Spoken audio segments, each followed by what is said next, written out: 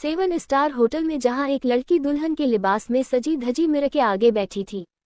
उसने खुद को शीशे में देखा।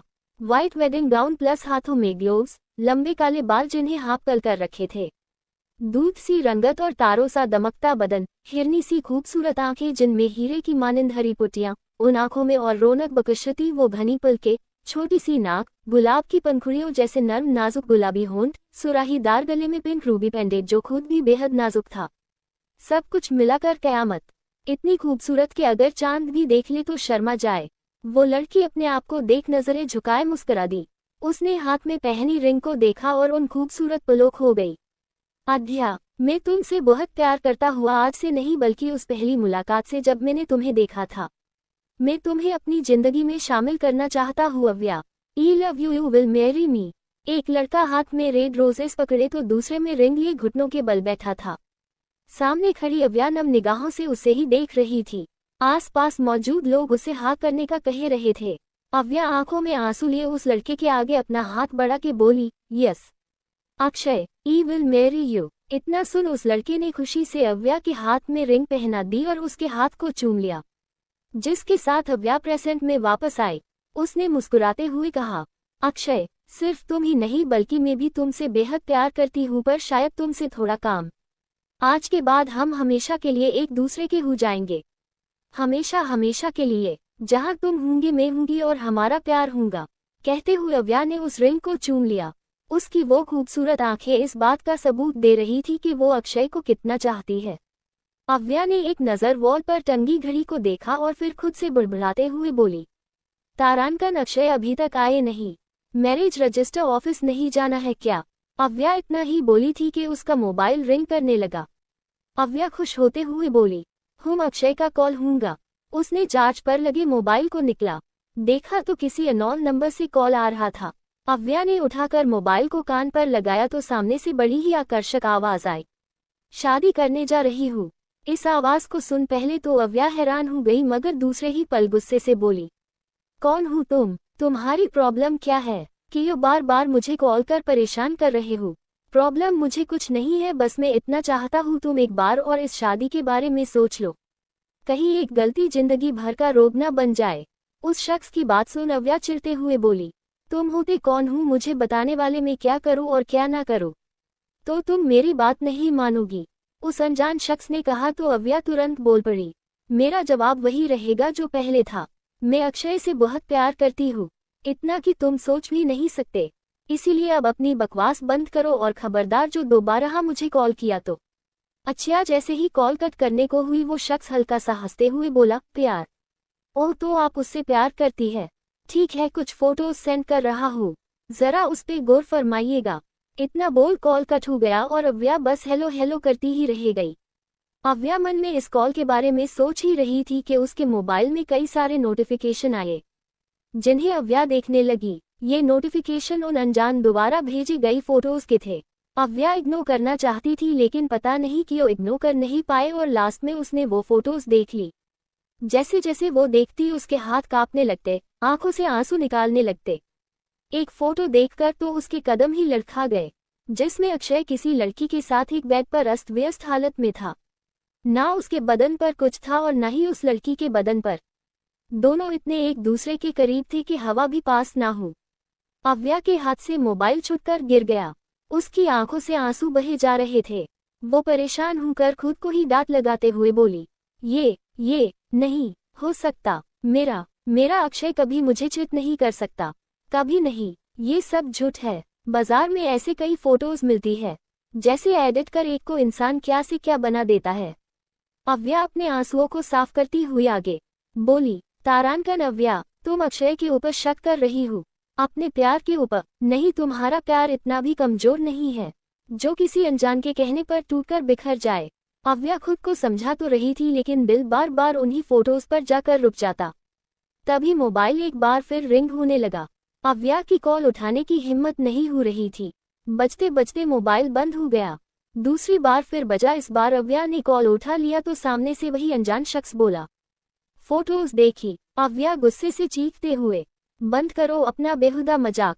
ये झूठी मूठी तस्वीरें दिखाकर तुम मुझे बहका नहीं सकते, समझे? वो शख्स व्यंग भरी मुस्कान साथ बोला, वो फोटोज बिल्कुल ओरिजिनल है और तुम्हारे उस लव ईमेल अक्षय प्रताप के कमरे से ही ली गई है। अव्या ये सुन तो जैसे और सन हो गई। वो इतना चाह रही थी ये सब ना सोचे, लेकिन मन मान ही नहीं रहा था। अव्या अब बिल्कुल शांति से मगर बिना किसी एक्सप्रेशन के बोली, कौन हो तुम और ये सब क्यों कर रहे हो? इस सवाल को सुन ऑन कॉल जो शख्स था वो भी एकदम शांत हो गया। फिर बेहद ही ठंडी और आकर्षक आवाज में बोला, दीवाना, तुम्हारा दीवाना और तुम मेरी दीवानगी। इतना बोल वो चुप हो गया। अब हाल ये था कि ना अव्या कुछ कह रही थी और ना वो शख्स। अव्या अपनी उलझनों में थी तो वही वो शख्स खामोशी में भी अव्या के मन के उथल पुथल को महसूस कर रहा था। कुछ देर की खामोशी के बाद वो अनजान शख्स बड़ी ही संजीदगी से बोला, तारांकन अव्या, कुछ मत सोचो, बस मेरी एक बात मान लो। जब तक मेरा कॉल ना आए तुम अपने कमरे से बाहर मत निकलना और ना किसी को अपने कमरे में आने देना। अव्या जो कब से भूत बनी उसकी बातों को सुन रही थी, उसने गुस्से में आकर मोबाइल ड्रेसिंग टेबल पर दे मारा, जिससे शीश 1000 टुकड़ों में बट गया। अव्या चीखते हुए बोली, ऐसा नहीं हो सकता, अक्षय मुझे धोखा नहीं दे सकता, समझे तुम? अव्या धड़ाम से नीचे गिर गई। उसे ये बात एक्सेप्ट करना भी मुश्किल हो रहा था कि अक्षय उसे धोखा दे सकता है। अव्या रो रही थी, इस बात को वो दिमाग से निकालना भी चाहती थी, मगर अफसोस अक्षय उसे चिट कर रहा है ये निकल ही नहीं रहा था। अपने बेटे आंसुओं को साफ करते हुए अव्या बोली, मुझे अब अक्षय से ही बात करनी होगी। अब वही इन फोटोज की सफाई देगा। हाँ वही आप सब एक्सप्लेन करेगा।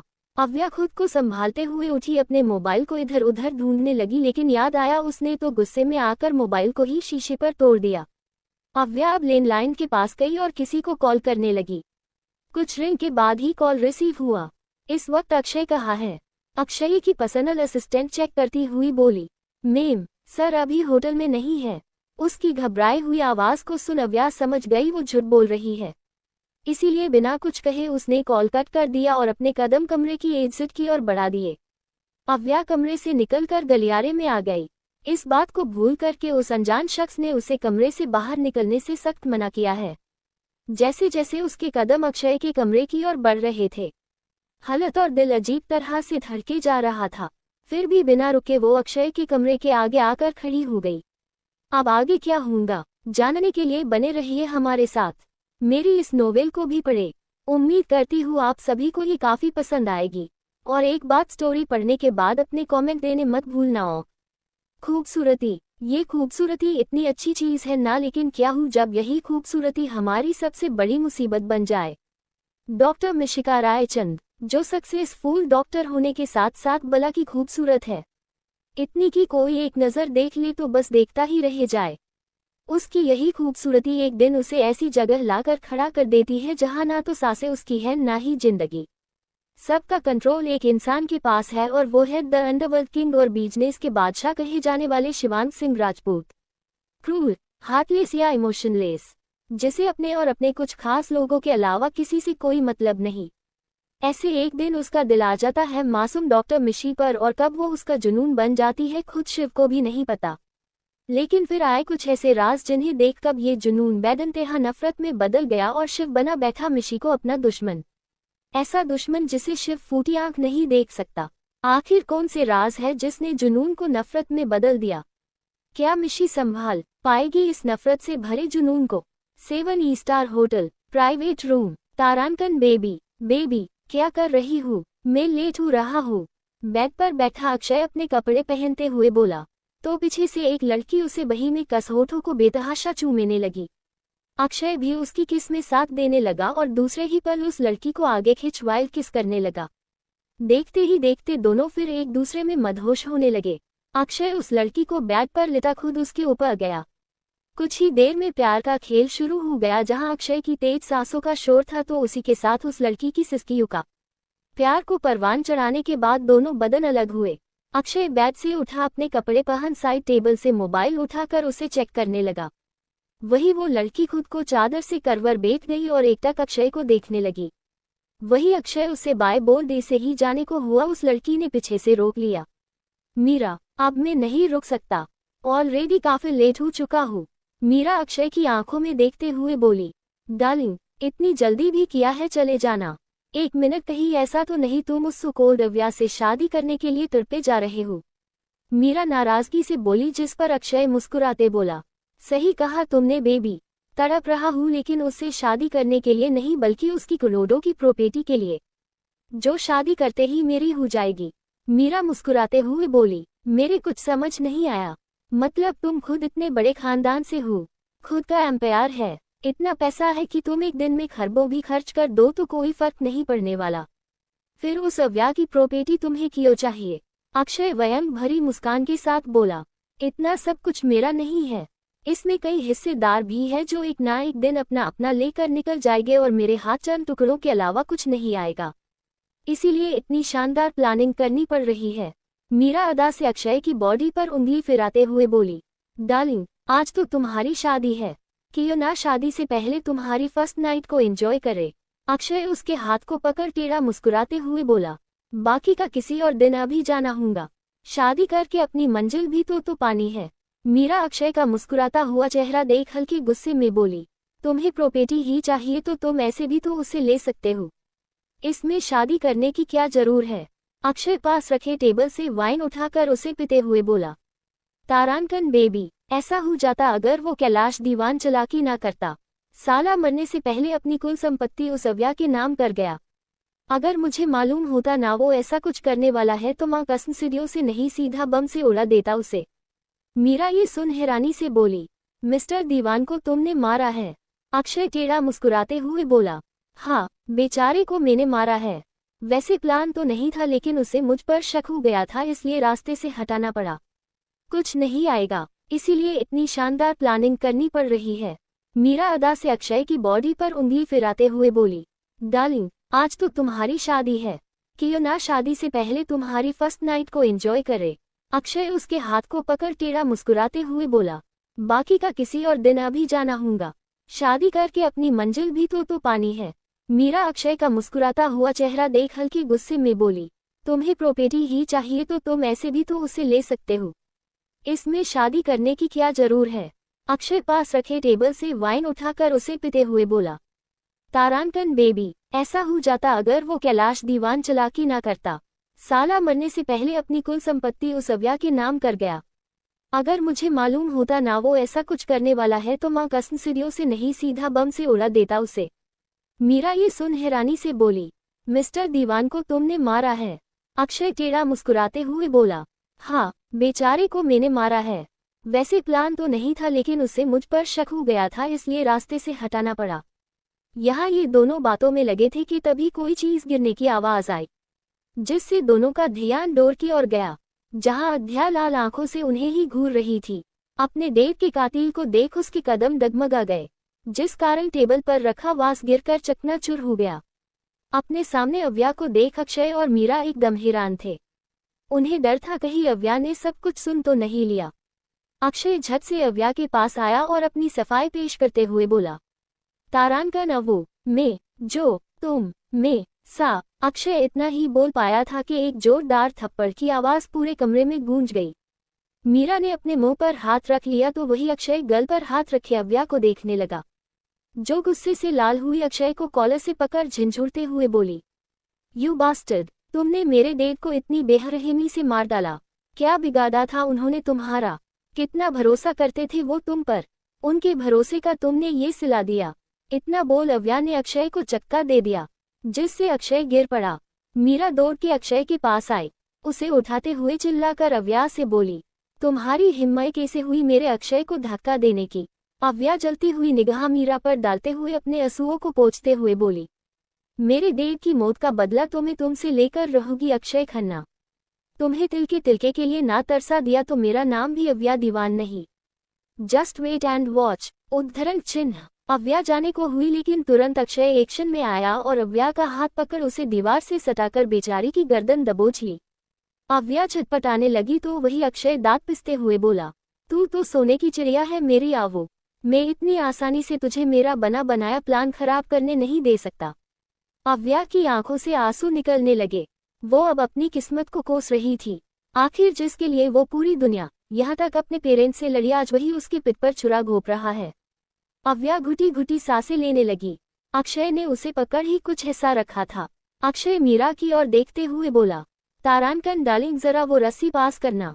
चिड़िया के पर कुछ ज्यादा ही फाड़फड़ा रहे हैं। मीरा ने मुस्कुराते हुए रस्सी पास की। अक्षय ने अव्या के हाथों को बांध दिया और मुंह पर रुमाल ठूस दिया, जिससे अव्या कुछ बोल नहीं पा रही थी। अक्षय उठा और अपने असिस्टेंट से मैरिज पेपर्स लाने कहा। कुछ देर में अक्षय के हाथ में मैरिज पेपर्स थे, जिन्हें लेकर वो अव्या के पास आया। आवो, चलो इन पर अपनी सिग्नेचर कर दो, जिसके बाद हमारी वेडिंग हो जाएगी और तुम्हारा शादी करने का सपना भी। चलो जल्दी। उद्धरण चिन्ह। अव्या गुस्से से कुछ बोलने की कोशिश कर रही थी, लेकिन रुमाल मुंह में होने के कारण बोल नहीं पा रही थी। अक्षय ने उसके मुंह को आजाद किया तो अव्या भारी गले से बोली, अक्षय क्यों कर रहे हो तुम ऐसा? प्लीज ऐसा मत करो, हम दोनों तो एक दूसरे से प्यार करते थे ना। उद्धरण चिन्ह। उसके प्यार वाली बात को सुन मीरा की मुठ्ठियां कस गई तो वही अक्षय अव्या की बातों को इग्नोर करते हुए बोला, स्वीट हॉट टाइम वेस्ट मत करो और जल्दी से सिग्नेचर करो। अव्या ना में सिर हिलाते हुए बोली, नहीं मैं अब तुमसे कोई शादी नहीं करूंगी। ये सुन अक्षय जोर से हंसते हुए बोला, अब मर्जी तुम्हारी नहीं है स्वीट हॉट, शादी तो तुम्हें करनी पड़ेगी वरना मैं तुम्हारी उस विधवा माँ को उसके पति के पास भेज दूंगा। तुम चाहती हो ऐसा? अव्या ना में सिर हिलाते हुए रोते हुए बोली, नहीं नहीं अक्षय तुम ऐसा कुछ नहीं करोगे, प्लीज। मैं ऐसा करूंगा अगर तुमने मेरी बात नहीं मानी तो। अगर अपनी माँ को जिंदा देखना है तो चुपचाप जो बोल रहा है वो करो, नहीं तो मैं। उद्धरण चिन्ह। मैं करूंगी, पर तुम मेरी मम्मा को कुछ नहीं करोगे, प्लीज। अक्षय अव्या के फेस को सहलाते हुए बोला, गुड डिसीजन। उसने अव्या का एक हाथ खोला जिससे अव्या ने मैरिज पेपर्स पर सिग्नेचर कर दिया। उसी के साथ अक्षय ने भी। यूं तो एक पेपर पर सिग्नेचर करने से शादी हो गई थी, लेकिन अव्या के दिल से पूछो जो खुशी, जो उत्साह कुछ घंटों पहले था वो अब कहीं खो सा गया। वो बस रोया जा रही थी। अक्षय एक बार फिर उसे बांध दिया और मुंह में रुमाल घुसा दिया। मैरिज पेपर्स अपने असिस्टेंट को धामाते हुए उसे कोर्ट में जमा करवाने के लिए दे दिया। अक्षय कमरे में वापस आया ही था कि पीछे से मीरा उसे बाहों में भरती हुई बोली, डार्लिंग जीत मुबारक हो। अक्षय उसे आगे की ओर खींचते हुए बोला, तुम्हें भी बेबी। मीरा एक नजर अव्या को देखती है जो आंखों में आंसू लिए उन दोनों को ही देख रही थी। मीरा मुस्कुराकर अक्षय के सीने पर उंगलियां नचाते हुए सरगोशी से बोली, तारांकन डार्लिंग चलो ना, तुम्हारी जीत को हम सेलिब्रेट करते हैं, वो भी अपने अंदाज में। इतना बोल मीरा अक्षय के होठों को चूमने लगती है, जिसका अक्षय भी भरपूर साथ दे रहा था। किस करते हुए अक्षय ने मीरा को वॉल से सटा दिया और दोनों बेसब्रों की तरह एक दूसरे पर टूट पड़े। अव्या ये सब नम आंखों से देख रही थी। आज उसका दिल हद से ज्यादा जख्मी था। उसने कभी सपने में भी अक्षय की इस साइड के बारे में नहीं सोचा, नहीं कभी ख्याल किया। उसे वो फोटोज याद आने लगी जिस पर उसे यकीन नहीं था, लेकिन अब अव्या को आज ऐसा लग रहा था कि वो अब मर जाए या इन दोनों को खत्म कर दे। मगर अफसोस वो ये दोनों काम नहीं कर सकती थी। अक्षय ने अब एक एक कर मीरा को सारे कपड़ों से आजाद कर दिया, जो अव्या से बर्दाश्त नहीं हुआ और उसने कसकर अपनी आंखें बांध ली। यहाँ अक्षय मीरा को गोद में उठाकर बेड पर ले आया और देखते ही देखते कमरा गर्म हो गया। दोनों पसीने से लथपथ थे। ये सिलसिला आधी रात तक चलता रहा और करीब 2 बजे वो दोनों एक दूसरे से अलग हुए। यहाँ अव्या आंखें बांध किए रो रही थी, या यूं कहो अपनी गलती पर पछता रही थी। अक्षय उठकर उसके पास आया, मगर जैसे ही अव्या को छूने को हुआ अव्या ने जोर से धक्का दे दिया और उठकर खड़ी हो गई। अक्षय हैरानी से अव्या को हाथों को देखने लगा और नीचे पड़ी रस्सी को, जिसे अव्या ने टूटे हुए वास के टुकड़े से काटा था। अक्षय अव्या को पकड़ने को हुआ, लेकिन उससे पहले ही अव्या ने नोकीले वास के टुकड़े से अक्षय के हाथ में वार कर दिया, जिससे बहुत तेज ब्लीडिंग स्टार्ट हो गई। अक्षय अव्या को गुस्से से घूरते हुए बोला, साली। उसके कदम अव्या की ओर बढ़ गए। वही अव्या जान बचाने के लिए एक और वार करती है, वो भी अक्षय के सीने पर, जिससे अक्षय दर्द से तड़प उठा।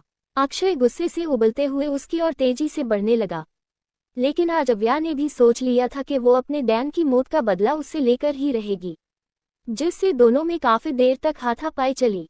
अव्या ने उसे कई जगह से लहूलुहान कर दिया था। अव्या अब आखिर वार करने वाली थी कि अचानक मीरा ने पीछे से उस पर हमला कर दिया।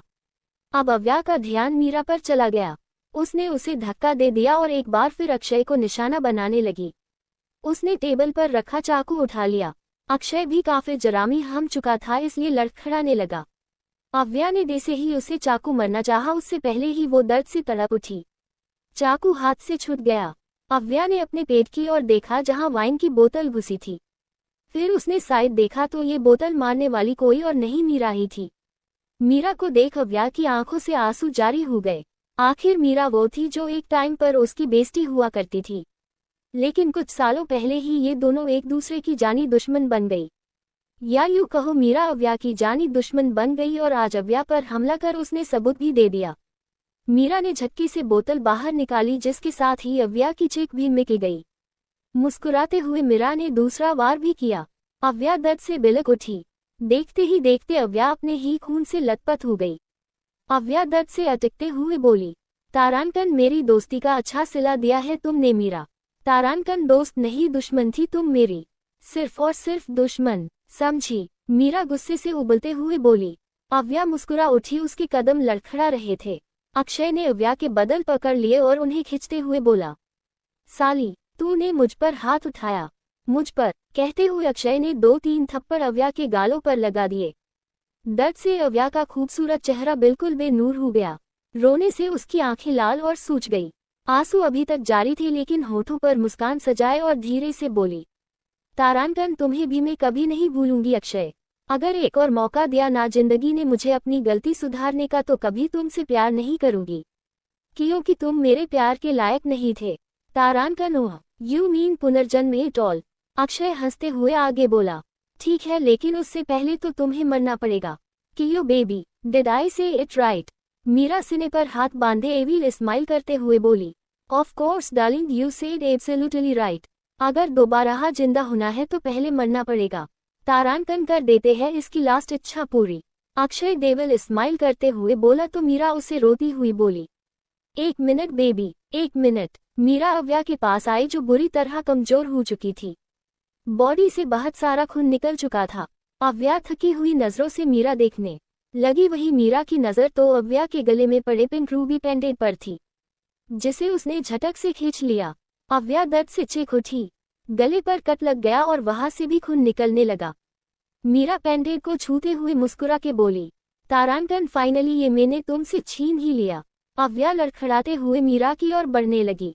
मीरा, ये मेरी खानदानी निशानी है, मुझे वापस दो। मीरा सरकीट स्माइल करते हुए बोली, है नहीं थी आवो अब मेरी है। तुम्हारे मरने के बाद इसका असल यूज तो मैं करूंगी। अव्या मीरा से पेंडेंट छीनने को हुई लेकिन उससे पहले ही अक्षय अव्या के पेट पर जोर की लात मारता है, जिससे अव्या संभल नहीं पाए और ग्लास वॉल तोड़ते हुए बिल्डिंग के नीचे गिरने लगी। अक्षय खुशी से चीखते हुए बोला, sweetheart, bye and all the best for your new life. नीचे गिरती हुई अव्या जिसके आंसू अभी भी जारी थी, उसके दिमाग में अपनी और अक्षय की सारी यादें चलने लगी। कैसे कैसे वादे, सपने, जिंदगी साथ जीने मरने की कसम खाई थी अक्षय ने, सब उसकी तरह झूठे निकले। कितनी खुश थी वो अपनी लाइफ में, अपने पेरेंट्स, फ्रेंड्स, लेकिन एक धोखेबाज के खातिर उसने सबसे मुंह मोड़ लिया और रह गई जिंदगी में अकेली, तन्हा। जिसके खातिर उसने ये सब किया वही उसकी लाइफ का विलन निकला। अव्या वो अब उस कॉल वाले शख्स की याद आई जिसने उसे अपना दीवाना बताया था। अव्या मन में बोली, जिंदगी ने एक और मौका दिया तो मैं जरूर तुमसे मिलना चाहूंगी। अव्या धम से नीचे गिरी। उसके सर से बेतहाशा खून निकलकर कंपाउंड में फैलने लगा। निराशा और अपने अधूरे बदले के साथ अव्या की आंख से एक आखिर आंसू निकला और उसी के साथ सांसों ने भी बेवफाई कर दी। अव्या दीवान, उम्र 22 साल, इंडिया के टॉप 10 बिजनेसमैन की लिस्ट में 7th पोजीशन पर आने वाले अविनाश दीवान की एकलौती बेटी। बेहद ही हसीन होने के साथ एक नेक दिल, पढ़ने में होशियार, चुलबुलिया कहो मस्तीखोर इंसान है। अभी मब्स के थर्ड में है। अक्षय कपूर, उम्र 26 साल, दिखने में तो हैंडसम है मगर दिल का काफी कला है। हरामखोरी तो देसे इसकी नस नस में है। दुनिया का सबसे बड़ा अमीर इंसान बनना चाहता है लेकिन मेहनत से नहीं शॉर्टकट से। वो अपने मकसद को पूरा करने के लिए किसी भी हद तक जा सकता है जो आपने देख ही लिया है। वैसे इनका भी कोई छोटे मोटे खानदान से ताल्लुक नहीं है बल्कि टॉप 10 बिजनेसमैन की लिस्ट में 2th पोजीशन में आने वाले विभाव राठौर का भांजा है। तारांकन मीरा कुलकर्णी, उम्र 23 साल, एक टाइम मीरा और अव्या बेस्टी हुआ करते थे। मीरा हमेशा अव्या की ऐशो आराम की जिंदगी, उसकी खूबसूरती से जला करती थी। अव्या के पास सब कुछ था जो कि मीरा हमेशा से चाहिए था लेकिन उसे कभी नहीं मिला। ये ईर्ष्या पता नहीं कब वे इंतहा नफरत में बदल गई। मीरा ने अव्या को हर्ट करने की कोशिश की जिसका पता अव्या को लग गया। उसने उसे जेल तो नहीं भेजा मगर अपने सारे रिश्ते उससे खत्म कर दिया। जिसके बाद से अव्या के प्रति मीरा की नफरत और बढ़ गई। दीवान फैमिली। अमीनाश दीवान, उम्र 55 साल, अव्या के डैड, जो उससे बहुत प्यार करते हैं। आखिर शादी 10 साल बाद उन्हें अव्या पैदा हुई, जब औलाद होने की सारी उम्मीद खत्म हो चुकी थी। इसीलिए अमीनाश जी और उनकी पत्नी अव्या को पलकों पर बिठा कर रखते हैं। उद्धरण चिन्ह। पलक दीवान, उम्र 48 साल, अमीनाश जी की पत्नी और अव्या की माता श्री। उम्र भले ही हो गई हूँ लेकिन खूबसूरती में कोई बदलाव नहीं आया है। कहे तो गलत नहीं होगा कि खूबसूरती के मामले में अव्या अपनी मां पर गई है। वैसे पलक जी का स्वभाव काफी अच्छा है लेकिन अव्या के लिए वो काफी सख्त है। अब हर जगह से प्यार मिल रहा है, किसी को सख्त तो बनना ही पड़ेगा वरना बच्चे बिगड़ जाते हैं। बात कहीं ना कहीं सही भी है। दीवान फैमिली बस इतनी ही है। दादा दादी तो कब के गुजर गए। अमीनाश जी भी अपने पेरेंट्स की एकलौती औलाद थे और अव्या भी उनकी एकलौती संतान है। चलिए कहानी की ओर। दिल्ली। अव्या की धीरे धीरे आंख खुली तो पाया वो जिंदा है, मगर कैसे। अव्या ने झट से अपने पेट पर हाथ रखा, जहां किसी किस्म का कोई दर्द कोई तकलीफ महसूस नहीं हो रही थी। अव्या हैरान हो गई। उसे अपने सिर पर तेज दर्द होने लगा। वो दर्द से करा उठी। तभी उसके पास अमीनाश जी और पलक जी दौड़ते हुए आए। पलक जी जो हमेशा सख्त बनती थी, आज वो अव्या को सीने से लगाए रो पड़ी। मेरा बच्चा, भगवान का शुक्र है तुझे कुछ नहीं हुआ, वरना मैं तो जीते जी मर जाती। पलक जी फूट फूट कर रो पड़ी। अव्या अब भी समझने कोशिश कर रही थी लेकिन अपने माँ पापा को सामने देख उसके भी आंसू निकल गए। उसने भी झट से पलक जी को जकड़ लिया और रो पड़ी। अमीनाश जी बस खड़े नम आंखों से उन्हें ही देख रहे थे। तभी अव्या की नजर अपने डैड की ओर जो साइड खड़े थे। उन्हें देख अव्या ने अपनी बाहें फैला दी, जिससे अमीनाश जी से झट से उसके गले लग गए। अव्या का रोना और भी तेज हो गया।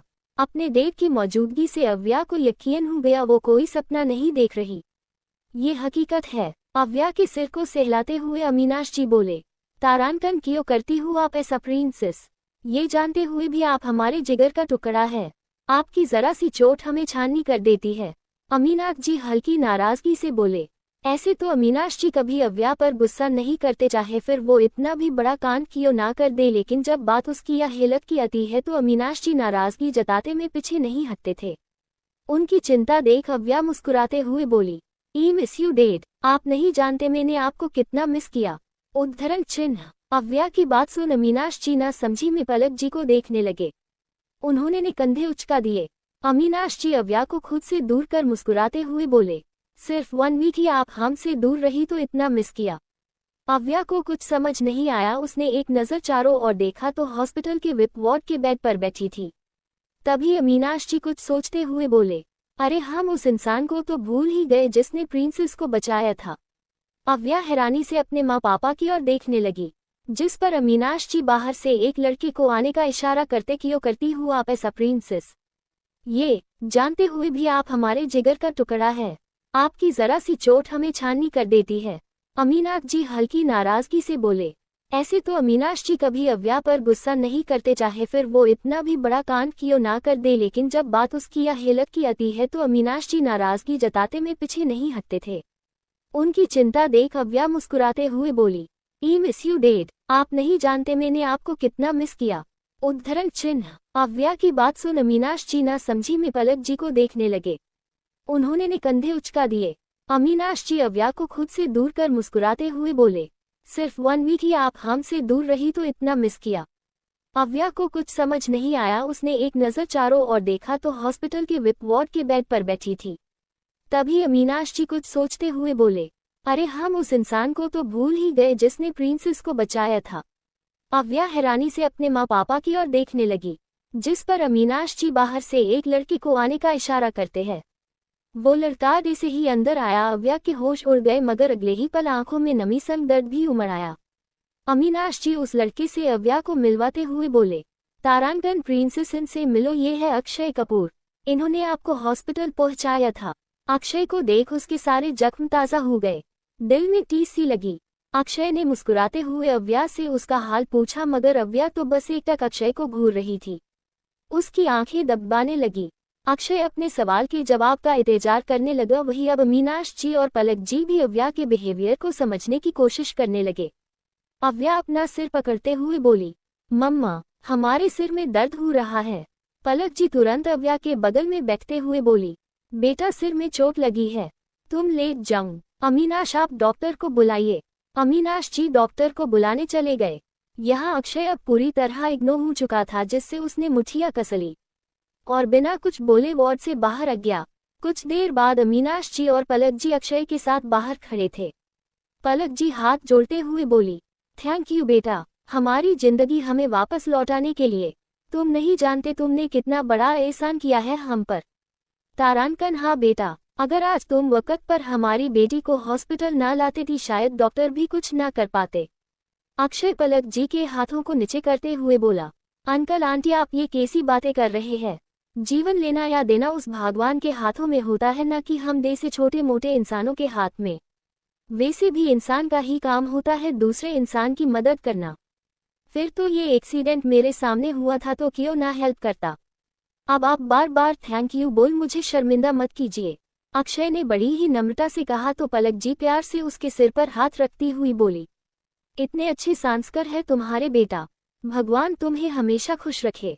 वार्ड के अंदर अव्या वॉशरूम में आईने के आगे खड़ी खुद को देख रही थी। उसके सिर पर पट्टी बंधी थी, हाथों में कुछ कुछ जगह बैंडेज।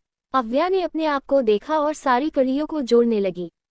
तब उसे समझ आया कि वो लाइफ में 3 साल पहले आ चुकी है, जब लखनऊ से दिल्ली आते वक्त उसका कार एक्सीडेंट हुआ था और उसकी जान अक्षय ने बचाई थी। सब कुछ सोच अव्या सुबह उठी। उसने वॉश बेसिन पर अपनी पकड़ कस दी, टैप चालू कर दिया जिससे उसकी सिसकियों की आवाज बाहर ना जा पाए। अव्या जोर जोर से रोने लगी। आखिर आज ही के दिन से तो उसकी बर्बादी की कहानी अक्षय ने रचाई थी, जिसने दीमक की तरह उसका सब कुछ खत्म कर दिया था। लास्ट में उसे भी खत्म कर दिया। उन सारे पलों को याद कर अव्या को दिल में दर्द सा महसूस हुआ। आखिर जिंदगी के 3 साल उसने ऐसे धोखेबाज के पीछे गवा दिए थे, जिसने उसका सब कुछ छीन लिया, घर, पैसे, प्रॉपर्टी, बिजनेस, फैमिली, यहाँ तक उसकी सासें भी। अव्या को अपनी नादानी पर गुस्सा भी आ रहा था और खुद पर तरस भी। कुछ देर बाद अव्या खुद को देखते हुए आंसू पोंछकर बोली, कैसे हुआ क्यों हुआ, चाहे जो भी हो, लेकिन इस बार मैं किसी को अपनी जिंदगी के साथ खेलने नहीं दूंगी। तुम अपने मकसद में कभी कामयाब नहीं हो पाओगे अक्षय कपूर, कभी नहीं। उद्धरण चिन्ह। अव्या ने सोच लिया था कि वो कभी अक्षय को अपनी लाइफ में एंट्री नहीं देगी और नहीं ऐसा कोई काम करेगी जिससे उसकी दूसरी जिंदगी में भी कोई प्रॉब्लम हो। अब वो किसी को खोना नहीं चाहती थी। अव्या की नज़र अपने गले में पड़े उसी पिंक रूबी पेंडेंट पर गई, जिसे देख उसकी खुशी का कोई ठिकाना ही नहीं रहा। अव्या पेंडेंट को चूमते हुए बोली, दादी माँ, आपकी दी निशानी में कभी खुद से दूर नहीं करूंगी। कहते हुए अव्या की आंखें छालिक पड़ी। हॉस्पिटल के बाहर पार्किंग एरिया। अक्षय गुस्से में किसी से कॉल पर बात कर रहा था। तुमने जो कहा था वैसा ही किया, लेकिन उसे देख तो बिल्कुल नहीं लगता वो मुझ में कुछ इंटरेस्ट है। तारांकन, ओ बेबी, पहली ही मुलाकात थी, अभी ना सही तो 2 से 3 मुलाकात और सही। वैसे भी उसे बेवकूफ बनाना कौन सा मुश्किल काम है। अक्षय मुस्कुराते हुए बोला, हम ठीक तो तुम कह रही हो, काफी मौके मिलेंगे इस सोने की चिड़िया को फंसाने में। उद्धरण चिन्ह। फिर थोड़ा शरारत से आगे बोला, बेबी क्यों ना आज थोड़ा मूड बनाया जाए, काफी दिन हो गए हैं तुम्हारे साथ वर्कआउट नहीं हुआ। सामने वाली लड़की भी मचल गई। तो ठीक है, आ जाना फिर अपने पुराने ठिकाने पर, तुम्हें जन्नत की सैर कराते हैं। अक्षय तेड़ा मुस्कुराते हुए बोला, मैं आ रहा हूँ baby, be ready. Farm house एक कमरे में, घर के फर्स्ट फ्लोर का एक कमरा, जहाँ एक लड़का एक लड़की के होंठ को बेतहाशा चूमे रहा था। वो लड़की भी उसका साथ दे रही थी। दोनों उस जिस्म के खेल में शामिल थे। उस लड़की की कामुक सिसकियां माहौल गर्म कर रही थी, जिसके साथ वो लड़का भी अपनी रफ्तार दुगनी किए जा रहा था। कुछ घंटों बाद दोनों चित होकर लेट गए। लड़की अपना सर लड़के के सीने पर रख लेती है।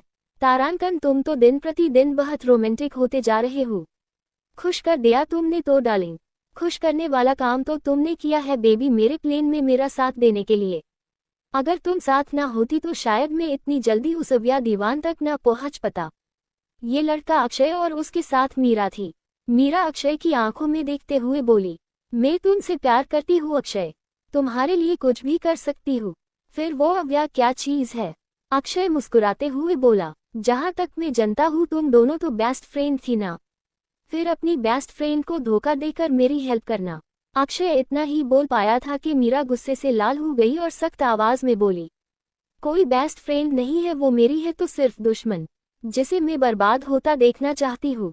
अक्षय उसे शांत करवाते हुए बोला, काम डाउन बेबी, रिलैक्स, तुम्हारा सपना बहुत जल्द पूरा होगा। मगर जो भी हूँ दीवान की बेटी बहुत सख्त है। साली ने कोई भाव ही नहीं दिया। अक्षय सामने सीलिंग को घूरता हुआ बोलता है।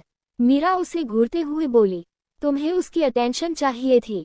मीरा के बदलते तेवर देख अक्षय डेविल स्माइल करते हुए बोला, चाहिए तो सही, आखिर अपने प्लेन को जो पूरा करना है मेरी जान, और अपने प्लेन को पूरा करने के लिए मैं किसी भी हद तक जा सकता हूँ। फिर वो दीवान की बेटी क्या और उसका अटेंशन क्या। तारांकन पर लगता है तुम्हें जलन हो रही है। अक्षय आगे बोला, जिस पर मीरा पीछे से उसकी गर्दन को पकड़ते गए बोली, हाँ हो रही है क्योंकि तुम मेरे सामने मेरी दोस्त कम दुश्मन की कुछ ज्यादा बातें कर रहे हो। अक्षय ने मीरा के बाल पकड़ लिए और उसे खुद नीचे लाते हुए बोला, चलो फिर अब आपकी बातें कर लेते हैं। इतना बोल उसने अपने होंठ मीरा के होठों पर रख दिए और डिफली किस करने लगा। रात भर ये सिलसिला चलता रहा। अगले दिन दीवान हाउस, डाइनिंग टेबल। अव्या को हॉस्पिटल से डिस्चार्ज मिल चुका था। वो अब अपने मोमडेड के साथ नाश्ते के लिए बैठी थी। सभी चुपचाप नाश्ता कर रहे थे। उसे इतना चुप देख पलक जी परेशान होकर अमीनाश जी की ओर देखने लगी। आखिर लाइफ में पहली बार उन दोनों ने अव्या को इतना चुप चुप देखा था, वरना वो घर में हूँ इस तरह की शांति पसरी रहे इम्पॉसिबल। पलक जी को इतना परेशान देख अमीनाश जी उन्हें आंखों से ही शांत रहने का इशारा करते हैं। तारांकन princess everything is okay. Avya juice का ग्लास लेते हुए मुस्कुरा के बोली, yes dad, everything is fine. क्या हुआ, आप ऐसे क्यों पूछ रहे हैं। पलक जी के फेस पर फिक्र देखते हुए अव्या अमीनाश जी से बोली। तो अमीनाश जी उसे एक चम्मच पोहा खिलाते हुए बोले, कुछ नहीं, बस आपकी मम्मा से इतनी शांति बर्दाश्त नहीं हो रही थी। सिर्फ इसीलिए अव्या को एहसास हुआ कि उसकी खामोशी उसकी फैमिली को इतना परेशान कर रही है, क्योंकि अव्या की ऐसी साइलेंट पर्सनैलिटी तो कभी थी ही नहीं। वो तो हमेशा उछालती कूदती हंसती गाती लाइफ को एकदम खुलकर जीने वाली लड़की थी, लेकिन अक्षय के आते ही उसने खुद को एकदम बदल लिया। आखिर उसे अव्या की ऐसी अदातें बिल्कुल पसंद नहीं थी। दीवान हाउस, डाइनिंग एरिया। अव्या मुस्कुराते हुए पलक जी से बोली, होम डैड, हमें भी लगता है आज घर में बहुत शांति है। मतलब होम मिस्टर भी बड़ी चुप चुप सी है। अव्या ने अमीनाश जी से कहते हुए एक आंखें दबा दी। तो वही पलक जी अव्या की बातों का इशारा समझते हुए बोली, क्या मतलब है आपका, क्या हम सारा दिन बेबजाय बजते हैं। फिर नाराजगी से एप्पल कट करते हुए आगे बोली, सही है, हम ही दिन भर पगली की तरह बड़ करते रहते थे, आप तो कुछ करती नहीं है। अव्या मचलते हुए, मम्मा अब हमने क्या किया जो आप हम पर इस तरह से गुस्सा कर रही है। पलक जी आंखें दिखाते हुए बोली, क्या किया ये आप हमसे पूछ रही है। लखनऊ से सारी कॉम्प्लेक्स आई है आपकी। हॉस्टल के बाथरूम में बम फोड़ना, मयस वाली से झगड़ा करना और वहां की गार्डियन से बदतमीजी करना। अपनी शिकायतें सुनते हुए अव्या का मुंह बन गया और वो उम्मीद से अमीनाश जी की ओर देखने लगी। अमीनाश जी मुस्कुराते हुए पलक जी से बोले, अरे भगवान, हमारी प्रिंसेस ने ऐसा किया है तो जरूर कुछ हुआ होगा। हमें हमारी बच्ची पर पूरा भरोसा है, वो ऐसे ही कुछ नहीं करती। पलक जी उन्हें घूर कर देखने लगी। तभी अव्या उनकी हाँ में हाँ मिलाते हुए बोली, एग्जैक्टली डैड, पहले उन लोगों ने हमें छेड़ा था। पलक जी दांत पिसते हुए बोली, और आपके साथ ऐसा किया हुआ जरा हमें बताइए, हम भी तो जाने कौन सा कारण था जिसके चलते आपने ये सब किया। एक लड़की हमें नीचा दिखाने की कोशिश कर रही थी, हमने इग्नोर किया, मगर वो तब भी शांत नहीं हुई और हमारे बॉडी वॉश में रेडी चिली पाउडर मिला दिया। वो तो अच्छा था इसकी खबर हमें लग चुकी थी, वरना जो हमारा हॉल होता हम बता नहीं सकते, इसीलिए हमने बाथरूम में बम फोड़ दिया। अव्या रुकी और फिर गहरी सांस भरते हुए आगे बोली, उस लड़की ने जाकर मोर्डेंट को बताया, हमने अपनी सफाई दी लेकिन मोर्डेंट बस उस लड़की का ही साथ दे रही थी, इसीलिए हमने गुस्से में आकर उस मोर्डेंट को भी खूब सुना दिया। ये सुन पलक जी गुस्से से बोली, तो आप इसकी शिकायत हमसे करती, हम कुछ करते, खुद से ही इतना सब कुछ करने की क्या जरूरत थी।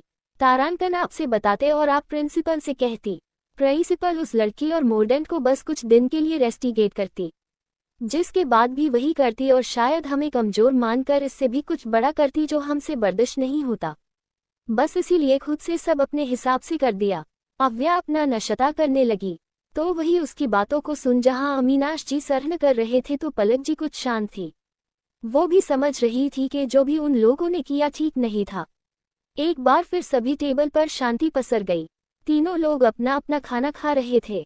अव्या कुछ सोचते हुए अमीनाश जी से बोली, तारानकन डेड, आपसे कुछ कहना था।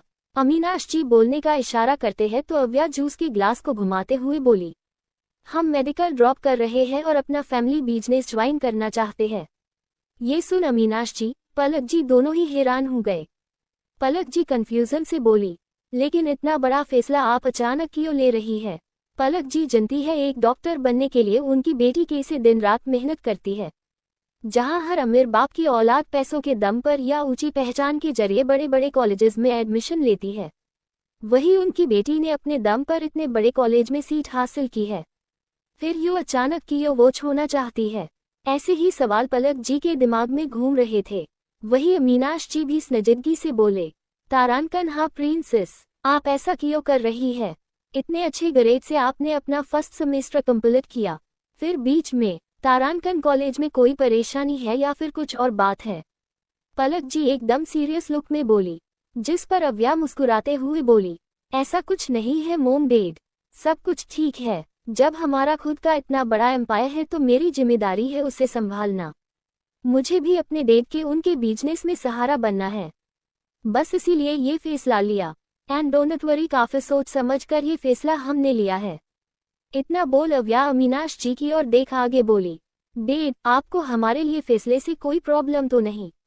अमीनाश जी मुस्कुराते हुए बोले, हमें हमारी प्रिंसेस और उनके लिए गए हर एक फैसले पर यकीन है। आप जब चाहे ऑफिस ज्वाइन कर सकती है।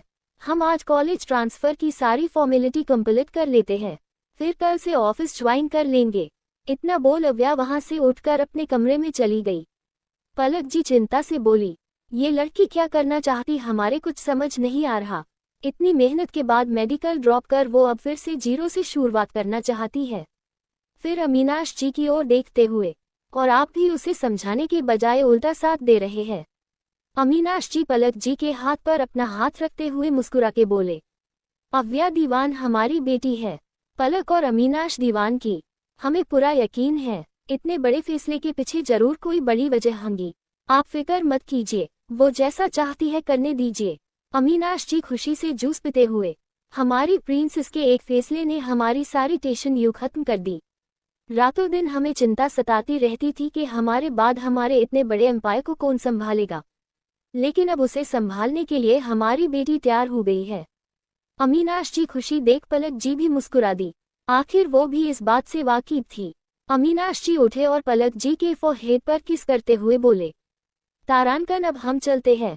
आज बहुत जरूरी डील होने वाली है, जो हमारी इंडस्ट्री को 7 पोजीशन से इनकरेज कर देंगी। तारानकन ये डील आपको जरूर मिलेगी। उद्धरण चिन्ह। पलक जी मुस्कुराते हुए कहा और फिर अमीनाश जी निकल गए।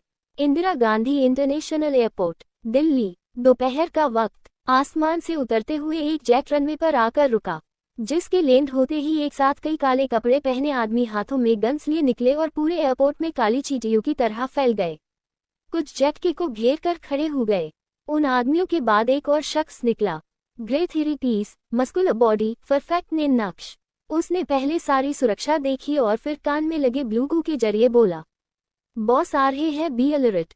फिर उसने अंदर कुछ इशारा किया जिससे किसी के चमचमाते जूतों ने अपने दर्शन दिए। उस शख्स के आने की खबर मिलते ही सारे गार्ड्स गन लोड किए खड़े हो गए। एक हसीन चेहरा अपने सूट को ठीक करते हुए बाहर निकला। Indira Gandhi international airport, Delhi. दोपहर का वक्त। ब्लैक थ्री पीस सूट, उस पर ब्राउन ओवरकोट पहने एक आकर्षक इंसान बाहर निकला। जिम में घंटी मेहनत कर बनाई बॉडी, गोरा रंग, काली गहरी आंखें, खड़ी नाक, शार्प फेस, उस पर हल्की हल्की बियर्ड, कुल मिलाकर हैंडसम, डेशिंग मगर उतना ही खतरनाक औरा। उसने एक नज़र पूरे एयरपोर्ट पर घुमाई फिर आगे कदम बढ़ा दिए। उसी के पीछे सारे गार्ड्स चल दिए। एग्जिट एरिया में आते ही लोग मुंह खोले उसे देखने लगे। आखिर बंदा था भी तो देखने वाला है, फिर कोई क्यों ही ना देखे। मगर वो शख्स सभी को इग्नोर कर अपनी कार की ओर चला गया। उसके बैठे ही एक के बाद एक कारें हवा को चिरते हुए अपनी मंजिल की ओर निकल गई। कार के अंदर वो शख्स आंखें बंद किए बैठा था, तभी उसके असिस्टेंट का मोबाइल रिंग करने लगा। शो हो रहे नंबर को देख असिस्टेंट उस पीछे बैठे शख्स से बोला, बॉस, ओल्ड राठौर सर का कॉल है। उसने बहुत छोटा सा जवाब दिया, जिस पर असिस्टेंट थोड़ा परेशान होते हुए बोला, बॉस शायद कुछ जरूरी बात है। वो शख्स आंखें खोलते हुए दादाजी से कहे, दो हम इवनिंग में मेंशन अजेगे। उद्धरण चिन्ह। असिस्टेंट ने हाँ में सिर हिला दिया और वो शख्स विंडो से बाहर की ओर देखने लगा। दीवान ग्रुप ऑफ इंडस्ट्री के आगे 4 से 5 बड़ी बड़ी कारें आकर रुकी, जिससे पहले तो गार्ड्स निकले और फिर वही एयरपोर्ट वाला शख्स। उसने एक नज़र पूरी कंपनी को देखा। तब तक एक आदमी उसके पास आते हुए बोला, हेलो मिस्टर अभय राठौर, मैं अमीनाश सर का असिस्टेंट आशीष। आइए अंदर चलते हैं। उद्धरण चिन्ह। अभय राठौर, उम्र 25 साल, बिजनेस वर्ल्ड के टॉप 10 की लिस्ट में पहली पोजीशन में आने वाले शख्स, जिसे पूरी दुनिया जानती है। इनकी एक झलक पाने के लिए लोग तरसते हैं। वैसे बात की जाए इन बिहेवियर की तो ये काफी शांत इंसान है। कम बोलना और प्रैक्टिकली परफॉर्म करना इनके रूल्स में से एक है। लेकिन इनकी एक और पहचान है और वो है एक माफिया, बोले तो माफिया किंग, जिसे कोई नहीं जनता सिवाय कुछ खास लोगों के। सभी कंपनी के अंदर बढ़ गए। अभय के कदम पड़ते ही काम कर रहा सारा स्टाफ अपनी जगह खड़ा हो गया। लड़कियां तो दिन थौमे बस इन हस्ती को देख रही थी। उनमें खुसुर फुसुर होने लगी, लेकिन अभय के आगे कोई कुछ नहीं बोला। सभी लिफ्ट से अमीनाश जी के केबिन की ओर बढ़ गए। जाते जाते आशीष जी सबसे मुस्कुराते हुए बोले, carry on, focus on your work everybody. तब कहीं जाकर सबको होश आया और वो अपने अपने काम करने लगे। लेकिन नजर अभी भी लिफ्ट की ओर बनी हुई थी। अमीनाश जी के केबिन में मीटिंग शुरू हो चुकी थी और कुछ ही देर में वो लोग नतीजे पर पहुंच गए। अमीनाश जी मुस्कुराने हुए सामने बैठे अभय से बोले, तारांकन बिजनेस की दुनिया में सभी का सपना है यार एम्पायर के साथ काम करने का, लेकिन खुशकिस्मती से ये मौका हमें मिला। थैंक यू मिस्टर अभय। अभय जो अमीनाश जी के आगे बैठा था, वो बिना किसी एक्सप्रेशन के बोला, इस प्रोजेक्ट में मुझे किसी भरोसेमंद वेल टैलेंटेड पार्टनर की जरूरत थी जो आपके साथ कोलैब कर मिल गई। उम्मीद है आप ऐसे ही आगे भी बने रहेंगे। Thank you mister Abhay, we are looking forward to work with you. Aminash ji Abhay से हाथ मिलाते हुए बोले, सो वी आर। अभय ने उनसे हाथ मिलाकर हल्की सी मुस्कुराहट के साथ बोला। दीवान हाउस। अव्या का बेडरूम। अव्या विंडो के पास खड़ी बस खाली आंखों से सामने की ओर देखे जा रही थी। डे से बहुत कुछ सोच रही हूँ। अभी वो अपने ही ख्यालों में थी कि किसी आवाज उसके कानों में पड़ी। तारांकन आंटी, आंटी, आवू कहाँ है? ये आवाज नीचे लिविंग एरिया से आ रही थी, लेकिन इतनी तेज थी कि अव्या आराम से अपने कमरे में बैठी सुन ले। उसके होठों पर प्यारी से स्माइल आ गई और ना में सिर हिलाते हुए बोली, तारांकन आ गई पागल। पलक जी बोली, अपने कमरे है, जाऊं जाकर मिल लो। कुछ ही पल में एक लड़की दंदनाते हुए अव्या के कमरे में घुस आए और खुशी से चिल्लाते हुए बोली, आवू मेरी जान। वो लड़की हल्की सी मोटी मगर बेहद ही क्यूट, हाइट 5.2 तो वही रंग हल्का सवला मगर नेम नक्श बेहद ही करारे। जींस टॉप पहने खड़ी थी। उसे देख अव्या की आंखों में आंसू आ गए। मुंह से बस इतना ही निकला, तारांकन मुकको। मुस्कान शर्मा। उम्र अव्या जितनी, मतलब 19 साल। अव्या की बेस्ट फ्रेंड कम बहन। ये अभी बीकॉम फर्स्ट ईयर में है। बात करें इनके बिहेवियर की तो ये बहुत स्वीट है, साथ ही खाने की शौकीन भी। और वो छत से जाकर उस लड़की यानी मुकको के गले लग गई। उसके आंसू थे कि रुकने का नाम ही नहीं ले रहे थे। जहन में बस वही पुरानी यादें चल रही थी, जिसे सोच सोच कर अव्या के आंसू और बढ़ जाते। फलेश बेक। तारांकन आवो, तू मेरी बात समझ क्यों नहीं रही है? वो अक्षय तेरे लिए सही इंसान नहीं है। चिढ़ कर रहा है वो तुझे। अव्या के आगे खड़ी लड़की यानी मुस्कान उसे समझाते हुए बोली, लेकिन अव्या की आंखों में तो प्यार की पट्टी बंधी थी। अक्षय ने उसे ऐसे अपनी चाल में फंसाया था कि अव्या की दे से अच्छे बुरे का फर्क ही भूल गई। अपने प्यार के खिलाफ जाने वाले हर एक शख्स वो अपना दुश्मन मानने लगी और यही हाल मुस्कान का भी हुआ। वो अव्या को अक्षय की सच्चाई बता रही थी, लेकिन अव्या उसे ही सुनाते हुए बोली, मुकको, मैं तो तुझे अपनी बेस्ट फ्रेंड, अपनी बहन मानती थी, लेकिन तू मुझे अक्षय से दूर करने के लिए इस हद तक गिर जाएगी कभी नहीं सोचा था मैं। अरे अक्षय की गलती क्या है? यही कि वो मुझसे प्यार करता है, लेकिन उसके लिए इतना बड़ा इल्जाम। वो मुझे धोखा दे रहा है, मेरी प्रॉपर्टी हथियाना चाहता है। तारांकन हाँ आवू ऐसा ही है। वो जैसा दिख रहा है वैसा है नहीं। वो तेरा यूज कर रहा है और जिस दिन उसका काम तुझसे खत्म हम जाएगा, वो तुझे निकाल फेंकेगा अपनी जिंदगी से। उद्धरण चिन्ह। मुस्कान इतना ही बोल पाई थी कि अव्या चिल्लाते हुए बोली, बस मुस्कान, बस। बहुत कह लिया तुमने और बहुत सुन चुकी हूँ मैं, लेकिन अब एक और शब्द नहीं। मैं अक्षय के खिलाफ एक शब्द भी बर्दाश्त नहीं करूंगी। तारांकन, ये सच्चाई है आवो। उस कमीने ने तुझे अपने झूठे प्यार में फंसा लिया है और तू फांसी चली जा रही है। मेरी बात का यकीन मान, मेरी जान में सच बोल रही हूँ। वो इंसान तेरे लिए सही नहीं है, वो तेरा यूज। मुस्कान इतना ही बोली थी, एक थप्पड़ उसके गालों पर पड़ा।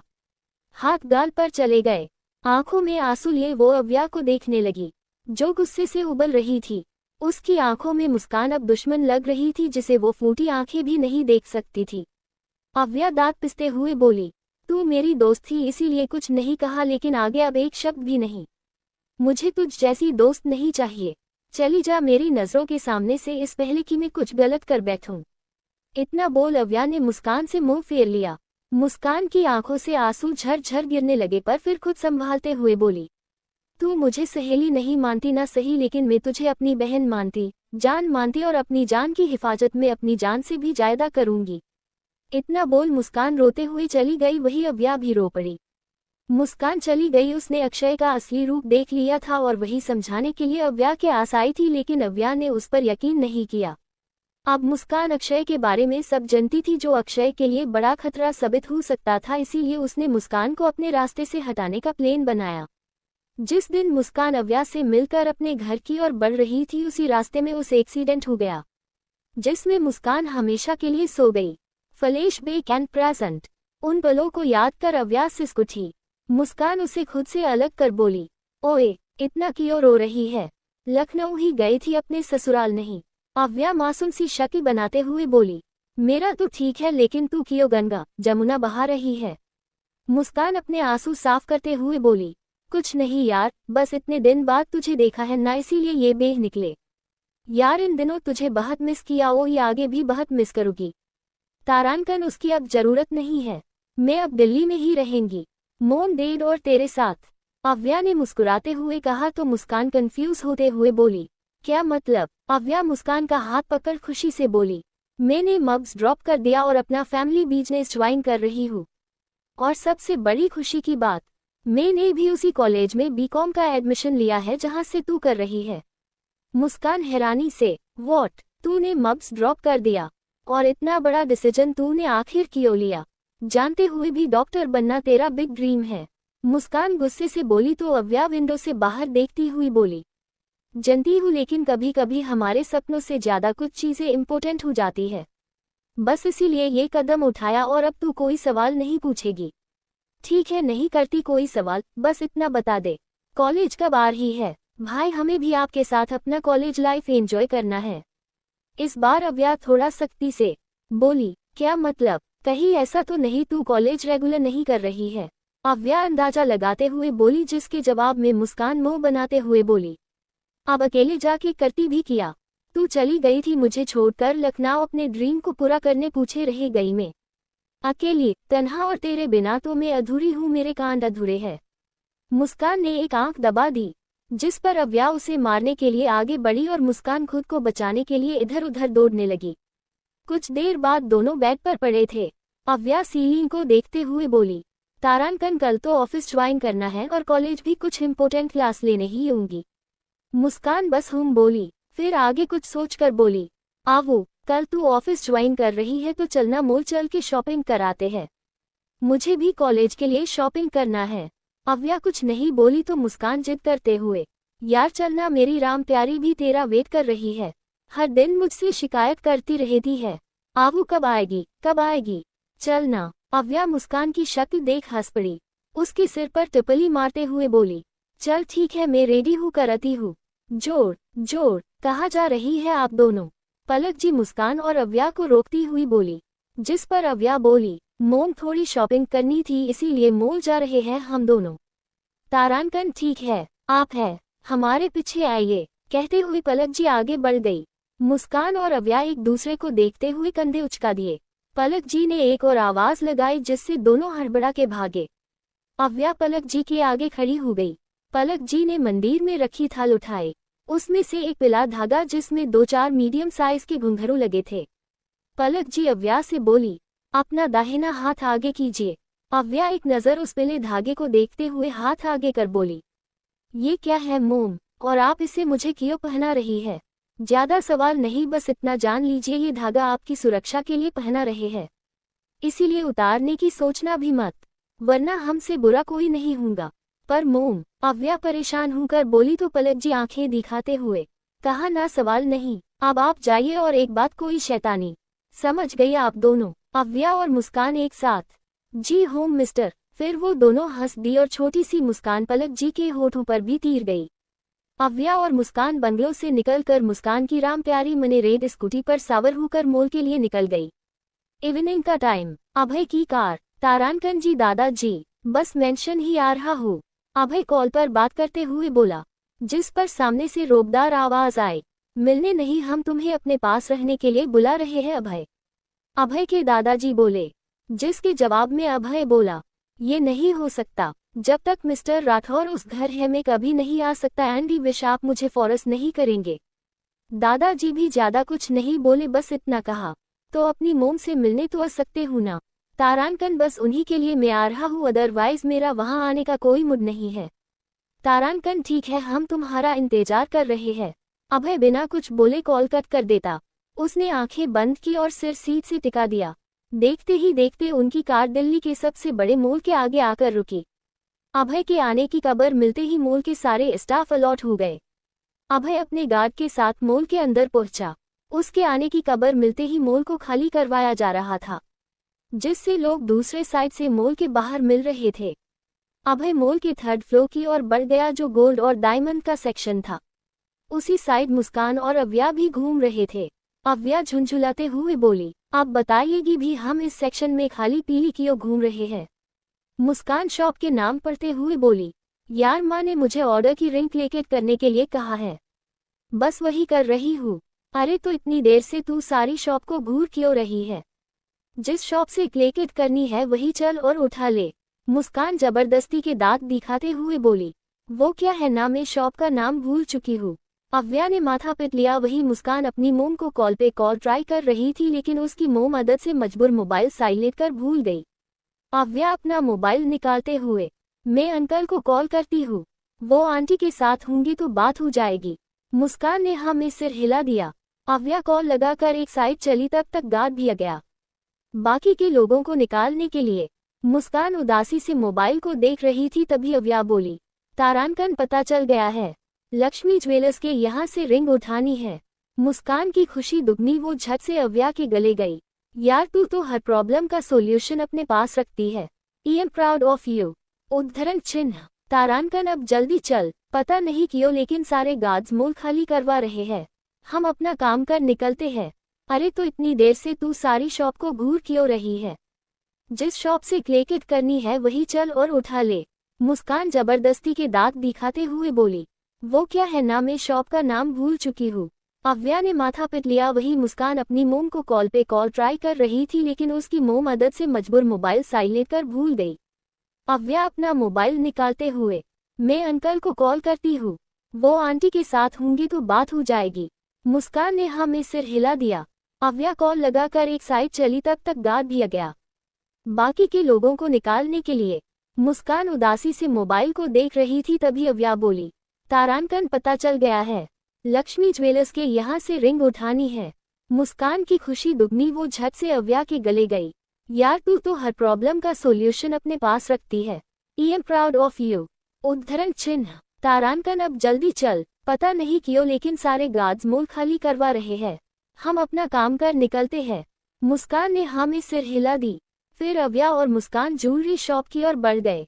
जहां से वो गए वहीं से अभय भी गुजरा, लेकिन अचानक उसके कदम रुक गए और आंखें पुरसुकून के साथ बंद हो गई। घुंघरू की झनकार कानों से होते हुए दिल तक पहुंच गई। दे से ही आवाज कम हुई, दिल बेचैन हो उठा। उसने झट से आंखें खोली और इधर उधर देखने लगा, जहां दूर दूर तक कोई नहीं था। क्या हुआ boss? Everything is okay. Abhay को जब कोई नहीं दिखा तो उसने सिर झटका और लक्ष्मी ज्वेलर्स की ओर रुख मोड़ लिया। तारानकन अंकल, ये रिंग का हमारा ऑर्डर था, क्या वो रेडी है? मुस्कान काम कर रहे सेल बॉय से बोली, जिस पर वो सेल बॉय बिल की पावती देखते हुए बोला, जी रेडी है, बस 1 मिनट आप वेट कीजिए। उद्धरण चिन्ह। कहता हुआ वो वहां से चला गया। इसी शॉप में अभय भी आया तो शॉप ओनर उसके वेलकम के लिए आते हुए बोला, अरे मिस्टर अभय, आइए बैठिए, आपने क्यों तकलीफ की? मैं आपका ऑर्डर खुद ले आता। ले तो अभी से अपनी लाइफ झंड बनाना चाहती है। अगर तेरे इतने ही आराम है तो ऐसे भी पूरे कर सकती है। मुस्कान सिर खुजाते हुए, वो कैसी बुद्धिमान लड़की। Wait and watch. उनकी कुछ ही दूसरी पर बैठा अभय उसके कानों में एक बार फिर घुंघरू की झनकार पड़ने लगी। अभय फिर बेचैन हो उठा। उसने इधर उधर नजर दौड़ाई तो आवाज पीछे से आ रही थी। अभय पीछे पलटा जहां नजर मिरर के आगे खड़ी दो लड़कियों पर गई। एक जो गहने ट्राई कर रही थी और दूसरी उसकी हेल्प। देखते ही देखते अभय निधा हेल्प कर रही लड़की के हाथ में पहने पीले धागे और घुंघरू पर गई, जो उस लड़की के हलचल करने से एक दूसरे से टकराकर छन छन करते। अभय उस लड़की का चेहरा देखने के लिए बेचैन हुआ था, मगर देख पता उससे पहले मोबाइल रिंग करने लगा। देसे ही नजर हटी और दूर घटना घट गई। आवो यार, मैं इतनी खूबसूरत लग रही हूँ, देख सरा। अव्या उसके सिर पर टपली बजाते हुए, बस भी कर, अब क्या खुद ही नजर लगाएगी। उद्धरण चिन्ह। बात तो सही है। मुस्कान अपने आप को शीशे में देखते हुए बोली। थोड़ी ही देर में दोनों ने रिंग क्लिकेट की और शॉप से निकल गई। यहाँ अभय जब कॉल से बात करने बाद दोबारा उस और देखता है तो अब वहाँ कोई नहीं था, जिससे अभय की मुठियाँ बंद गई और चेहरे पर बेचनी झलक उठी। तारांकन सर, ये रहा आपका दिया डायमंड, बड़ी ही खूबसूरती से इसे कंगनों में पिरोया है। ऑनर एक बॉक्स अभय के आगे कर देता है। अभय उन कंगनों के देखता है जिसमें छोटे छोटे वाइट डायमंड के साथ बीच में खूबसूरत रेड डायमंड लगा था। अभय ने बॉक्स अपने असिस्टेंट को थमा दिया और परमिट कर निकल गया। कुछ देर बाद दिल्ली रोड। तारांकन यार, ये दिल्ली में भी आजकल बहुत ट्रैफिक लगने लगा है। पता नहीं ये ट्रैफिक पुलिस वाला क्या रहा है। मुस्कान चिढ़ते हुए बोली तो अव्या उसे समझा के बोली, तू इतना खोल क्यों रही है। तारांकन, खोलूं नहीं तो क्या, भानगा करो। इतनी तेज भूख लगी है, अब लगता है मैं बेहोश ही हो जाऊंगी। अव्या हंसते हुए बोली, अभी अभी तो तूने सैंडविच और आइसक्रीम खाई थी। मुस्कान मुंह बनाते हुए, उतने में क्या होता है, और तू जानती है मुझे थोड़ी थोड़ी देर में भूख लगती है। तारांकन, हाँ मेरी पेटू जनती हूँ, तुझे भूख कब लगती है। दिल्ली की सड़कों में ट्रैफिक लगा था और उसी ट्रैफिक में अभय की कार फंसी थी। अभय लेपी में कुछ काम कर रहा था कि अचानक उसके कानों में फिर वही घुंघरू की छानकार पड़ी, जिसे सुनते ही उसकी आंखें एक बार फिर सुकून से बंद हो गई। दिल एक बार फिर शोर करने लगा, मगर खुद को कंट्रोल कर अभय विंडो से आसपास देखने लगा, जहां नजर रेड स्कूटी पर पड़ी और आगे बैठी उस घुंघरू पीले धागे वाली लड़की पर। अभय फिर उस लड़की को देखने की कोशिश करने लगा, लेकिन सिर पर हेलमेट लगा होने से देख नहीं पाया। ट्रैफिक क्लियर हुआ और सभी गाड़ियां अपनी अपनी दिशा मुड़ गई और ये दीदार फिर अधूरा रह गया। चेन्नई तो सुनिए, इसे उस लड़की से शादी करनी होगी। अभी तक यार, ये दिल्ली में भी आजकल बहुत ट्रैफिक लगने लगा है। पता नहीं ये ट्रैफिक पुलिस वाला क्या रहा है। मुस्कान चिढ़ते हुए बोली तो अव्या उसे समझा के बोली, तू इतना खोल क्यों रही है। तारांकन, खोलूं नहीं तो क्या, भानगा करो।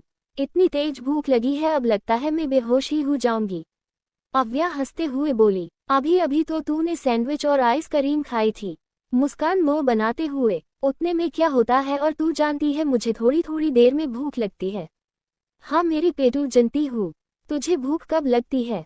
दिल्ली की सड़कों में ट्रैफिक लगा था और उसी ट्रैफिक में अभय की कार फंसी थी। अभय लेपी में कुछ काम कर रहा था कि अचानक उसके कानों में फिर वही घुंघरू की छानकार पड़ी, जिसे सुनते ही उसकी आंखें एक बार फिर सुकून से बंद हो गई।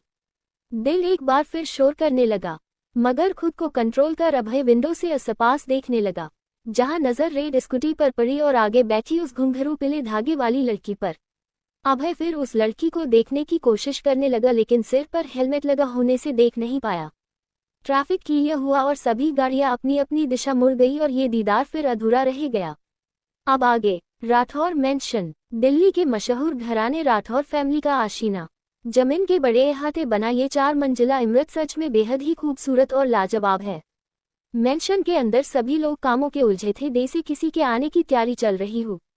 तभी मेंशन के आगे 4 से 50 गाड़ियां एंटर हुई, जिसके आने की खबर मेंशन वालों को हो गई। गाड़ियों से गार्ड निकले और तीतर बीतर हो गए। बटलर ने एक कार का डोर ओपन किया, जिससे अभय अपने कोट को सही करता हुआ बाहर निकला और सीधा घर के दरवाजे की ओर बढ़ गया। गेट के पास कुछ लोग खड़े थे, जैसे अभय के स्वागत के लिए ही खड़े हो। जिनमें से एक औरत हाथों में आरती की थाल लिए अभय के पास आई। अभय उन्हें रोकते हुए बोला, तारांकन मोम, आप जानती है मुझे ये सब बिल्कुल नहीं पसंद। नहीं जानते हैं, लेकिन हमारे बेटे इतनी बड़ी जीत के बाद घर रहे हैं, स्वागत तो हम करेंगे, जिसमें आप भी हमें नहीं रोक सकते। अभय कुछ नहीं बोला। उस औरत ने आरती की। अभय ने उनके पैर छू लिए और फिर अपने दादाजी के पास आकर उनके भी पैर छूकर आशीर्वाद ले लिया। अंदर आकर अभय लिविंग एरिया में बैठ गया। सब वहां आकर बैठ गए। तारांकन, congratulations Abhay for achieving such great success. एक लड़का अभय के गले लगते हुए खुशी से बोला, जिस पर अभय भी हल्का सा मुस्कुराते हुए उस लड़की से बोला, थैंक यू भाई, अरे अरे मैं भी हूँ यहाँ। इतना कहते हुए एक और लड़का बंदर की तरह अभय से निपट गया। कॉन्ग्रेचुलेशंस अन, मुझे पहले ही पता था ये डील आपको ही मिलेगी। अभय उस लड़के से इरिटेट होने लगा और अगले ही पल उसे खुद से दूर सोफे पर फेंक अपने कोट को झाड़ने लगा, जिस पर वो लड़का मुंह बनाते हुए बोला, मैं कोई नाली से उठकर नहीं आया हूँ जो आप अपने कोट इस तरह झाड़ रहे हैं। अभय उसे घूरते हुए, लास्ट टाइम समझा रहा हूँ अंकित, मुझसे ऐसे चिपका मत करा कर, वरना मुझसे बुरा कोई नहीं होगा। अंकित धीरे से, आपसे बुरा कोई हो भी नहीं सकता। अकद्दू राठौर हूँ, अशोक राठौर, अभय के दादाजी और हेड ऑफ राठौर फैमिली। उम्र 76 साल। इसकी श्रीमती बहुत सालों पहले ही दुनिया से दूर चली गई और ये रह गए उनकी यादों में तड़पने के लिए। इनके 2 बेटे और 1 बेटी है। बड़े बेटे वैभव राठौर, इनकी उम्र यही कोई 55 साल होंगी। राठौर की रेटरा के सेव। इन पत्नी साधना राठौर, उम्र 49 साल। स्वभाव की काफी अच्छी है। इन दोनों के 2 बच्चे हैं। बड़ा बेटा अमय राठौर, उम्र 27 साल, हैंडसम एंड पोलाइट, अपना फैमिली बिजनेस संभल रहे हैं। दूसरा बेटा खुद अभय राठौर, जिसके बारे में आप सब जान चुके हैं, इसीलिए आगे बढ़ते हैं। अशोक जी के दूसरे बेटे विवेक राठौर, जो आज से करीब 18 साल पहले कार एक्सीडेंट में अपनी पत्नी मेनका राठौर के साथ मारे गए। दोनों का एक बेटा भी था जो उस वक्त बच निकला। अंकित राठौर सिर्फ 2 साल का था जब माँ बाप का साया सिर से उठ गया। जब वैभव जी और साधना जी ने इसे अपने बेटे के रूप ले लिया और तब से अंकित उन्हें ही अपने पेरेंट्स मानने लगा। कहानी में भले ही अंकित ने धीरे से कहा हूँ, लेकिन वहां मौजूद सभी से ने सुन लिया और खिलखिला उठे। साधना जी उस सब को रोकते हुए बोली, अरे बस बस, अब मेरे बच्चे को परेशान मत करो। अभय बेटा पहले फ्रेश हो जाऊं, हम आपके लिए खाना लगाते हैं। अमय अपना ऑफिस बैग उठाते हुए बोला, ठीक है एवरीवन, अब हम ऑफिस के लिए निकलते हैं, पहले ही लेट हो चुके हैं। भैया, अमय दादाजी के पैर छूकर फिर अभय के गले लगकर मेंशन से चला गया। अभय भी अपने कमरे में आकर फ्रेश होने चला गया। कुछ देर बाद वो सब खाने की टेबल पर बैठे थे। सब मौजूद थे सिवाय वैभव जी और अमय के। साधना जी अभय को खान देने को हुई उससे पहले ही अभय अपने पॉकेट से वही कंगन का बॉक्स निकाल साधना जी के हाथों में रखते हुए बोला, मोम ये आपके लिए। साधना जी ने बॉक्स खोलकर देखा तो उस बेहद ही खूबसूरत हीरे के कंगन थे। पास से अंकित भी उस बॉक्स में झांकते हुए बोला, भाई ये तो वही डायमंड है ना जो आपने लंदन में हो रही एग्जीबिशन से खरीदा था। उद्धरण चिन्ह। अभय ने बस हाँ में सिर हिला दिया। वही साधना जी मुस्कुराते हुए उन कंगन को देख रही थी। तभी दादा ही बोले, साधना बेटा, कंगन पहनकर तो दिखाऊं, ऐसे लेकर क्यों खड़ी हूँ। साधना जी मुस्कुराते हुए बोली, कुछ नहीं पापा, बस यही कि ये कंगन मेरे अभय की होने वाली वाइफ पर कैसे लगेंगे। ये सुन अंकित मुंह दबाए हंस दिया तो वही अभय साधना जी के हाथों से कंगन लेते हुए उन्हें पहनाता हुआ बोला, ये सिर्फ आपके लिए है, इसीलिए आप ही पहनिए। कोई कुछ नहीं बोला और फिर खाना खाने बैठ गए। अंकित खाते हुए कुछ याद करता हुआ बोला, भाई क्या मैं आपकी कंपनी ज्वाइन कर सकता हूँ। अभय बिना उसकी ओर देखे, कि यो मिस्टर राठौर ने तुझे भी निकाल दिया। तारांकन, नहीं भाई, मुझे बस आपके साथ काम करना था, इसीलिए पूछ लिया। एंड आई एम श्योर आप मना नहीं करेंगे। अभय बिना किसी भाव के अंकित की ओर देखते हुए बोला, तारांकन मेरे साथ काम करने लिए सिफारिश की नहीं टैलेंट की जरूरत होती है। अंकित मुस्कुराते हुए, फिर तो आप बेफिक्र रहिए क्योंकि मेरे अंदर टैलेंट कूट कूट के भरा है। अभय भी नॉर्मली बोला, ठीक है फिर इंटरव्यू के लिए रेडी रहना जो मैं खुद लूंगा। ओके। अभय इंटरव्यू लेंगा ये सुन अंकित बुरा सा मुंह बनाते हुए बोला, ये इंटरव्यू लेंगे मतलब सारा आत्मविश्वास गया तेल लेने। तारांकन खुद से बातें करना बंद करो और मुझे कोसना भी। उद्धरण चिन्ह। अभय बिना अंकित की ओर देखे बोला तो अंकित चुपचाप खाना खाने लगा। साधना जी अपने दोनों बच्चों को यूं लड़ता देख होले से मुस्कुरा दी और कुछ यही हाल दादाजी का भी था। सब खाना खा रहे थे कि तभी वैभव जी किसी से कॉल पर बातें करते हुए मेंशन के अंदर आ गए।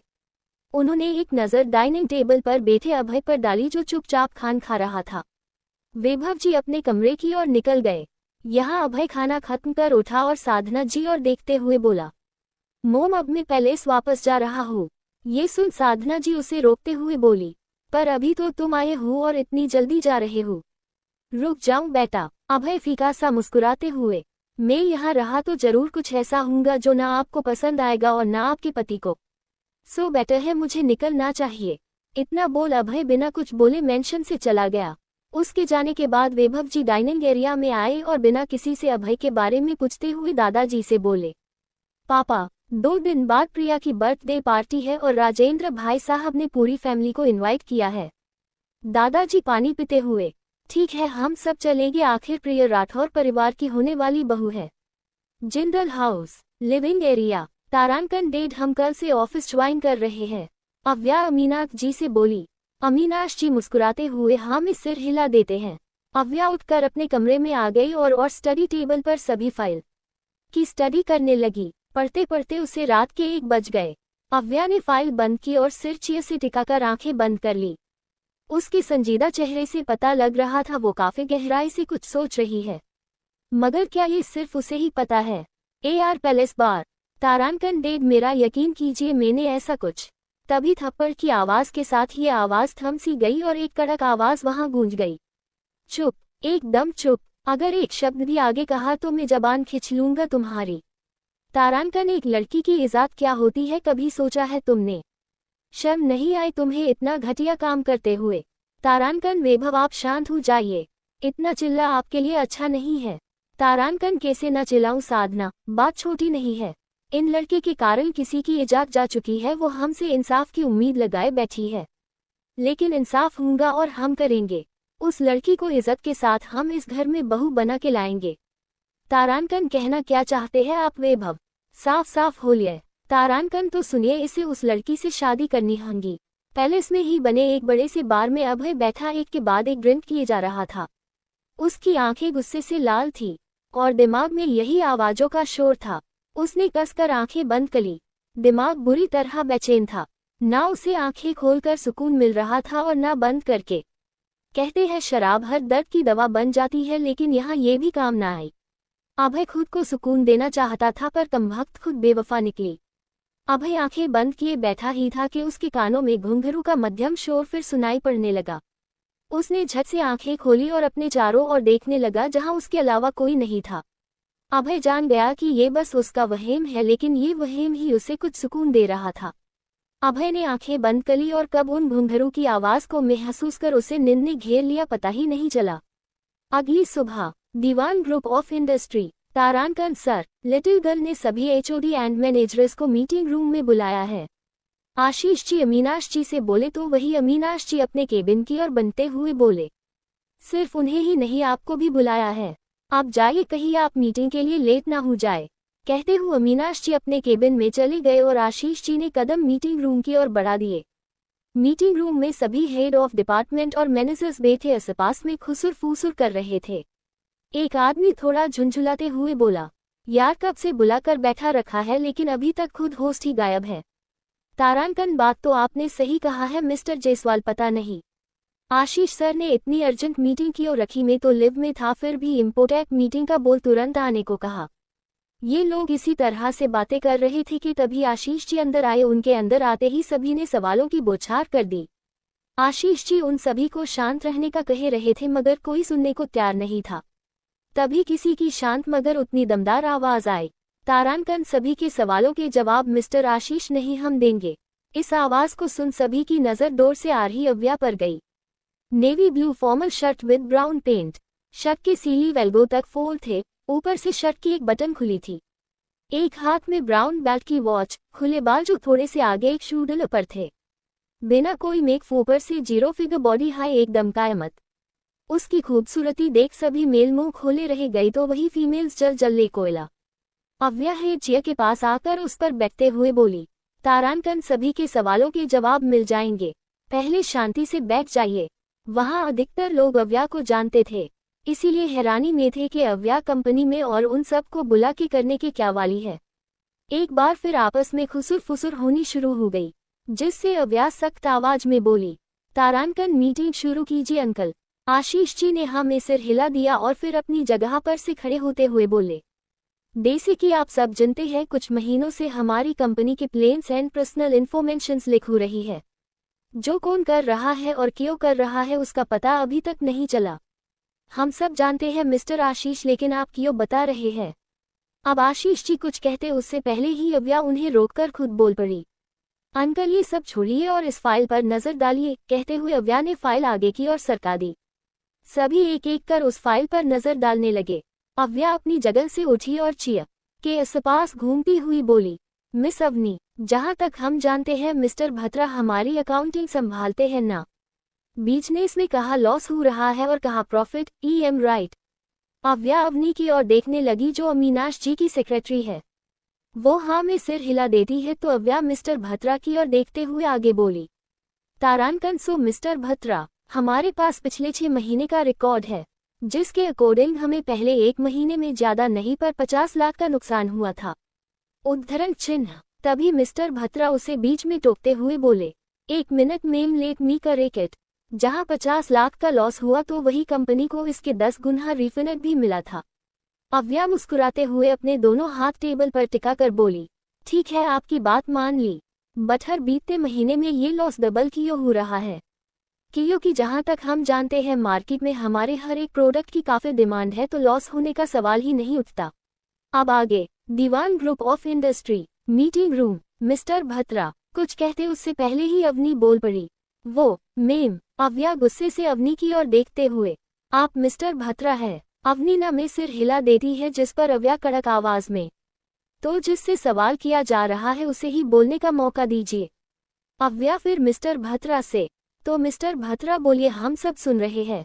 मिस्टर भत्रा ने बोलना शुरू किया, मेम, मार्केट में हमारे प्रोडक्ट की डिमांड है, I know doubt, but loss हमें क्यों हो रहा है इसका सबसे बड़ा रीजन प्रोडक्ट बाबने में यूज होने वाले मरेंगी समधी, जिसकी हार्ड क्वालिटी एंड बहती मार्केट में महंगा होने का कारण हमें उतना प्रॉफिट होता जरूर है लेकिन न्यू प्रोडक्ट बनाने में उससे कई ज्यादा इन्वेस्ट लग जाता है, यही प्रॉब्लम है इतने लॉस की। उद्धरण चिन्ह। अव्या हाँ में सिर हिलाते हुए, ये बात है। अच्छा मिस्टर भत्रा, कुछ दिन पहले दिल्ली के विप एरिया में आपने बंगलो लिया है और कुछ महीनों पहले शहर से दूर प्रॉपर्टी। अव्या इस सवाल पर सभी कंफ्यूजन में एक दूसरे को देखने लगे। आशीष जी भी हैरानी से खुद में बड़बड़ गए, ये लिटिल गर्ल कैसे सवाल कर रही है? आपने जवाब नहीं दिया मिस्टर भत्रा। अव्या आईब्रो उचकती हुई बोली। मिस्टर भत्रा पूरा पसीने से भीग गया। डर के कारण उसका ग्लास उचकने लगा। फिर भी वो लड़खड़ाती जबान से बोला, आप मुझ पर शक कर रही है? ये जानते हुए भी मैं इस कंपनी में इतने सालों से काम कर रहा हूँ। मिस्टर अमीनाश मुझ पर कितना भरोसा करते हैं। नहीं, मैं अब और यहाँ नहीं रुक सकता। तारांकन जा रहा हूँ मैं, और बेइज्जती करवाने का शौक नहीं है मुझ में। कहते हुए वो निकलने को हुआ मगर गार्ड ने उसे रोक दिया। अव्या के एक इशारे पर कमरे की लाइट डिम हो गई और प्रोजेक्टर ऑन हुआ, जिससे सभी की नज़र प्रोजेक्टर पर चल रहे मिस्टर भत्रा के बेईमानी पर चला गया। उन्होंने में कितना पैसा कंपनी से उड़ाया, कितने ऐसे काम किए जिससे उन्हें फिर फायदा हुआ और कंपनी को नुकसान।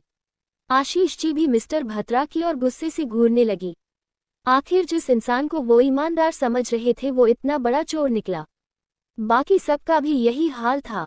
अव्या भत्रा से, तारांकन मिस्टर भत्रा, वेरी बैड, आपको ऐसा नहीं करना चाहिए था। अब आप बोलिए आपके साथ क्या किया जाए? प्लीज मैम, मुझे माफ कर दीजिए, मैं अब ऐसा नहीं करूंगा। Please one more chance. Avya अपनी चेयर पर बैठते हुए, आपने हमारे धोखा किया है मिस्टर भत्रा, सजा तो मिलकर रहेगी। 3 डेज है आपके पास सारे पैसे प्लस इंटरेस्ट चुकाने के लिए। चौथे दिन आप सौदे जेल में मिले धोखाधड़ी के जुर्म। Now get loss. Ma'am please मेरी। गार्ड भत्रा को उठा कर ले गए और वो बस चिल्ता ही रह गया। उसके जाने के बाद मीटिंग रूम में एकदम शांति फैल गई। अव्या कुछ कहती उससे पहले ही मीटिंग रूम में 2 पुलिस ऑफिसर इंटर हुए, जिन्हें देख एक बार फिर सभी के पसीने छूट गए।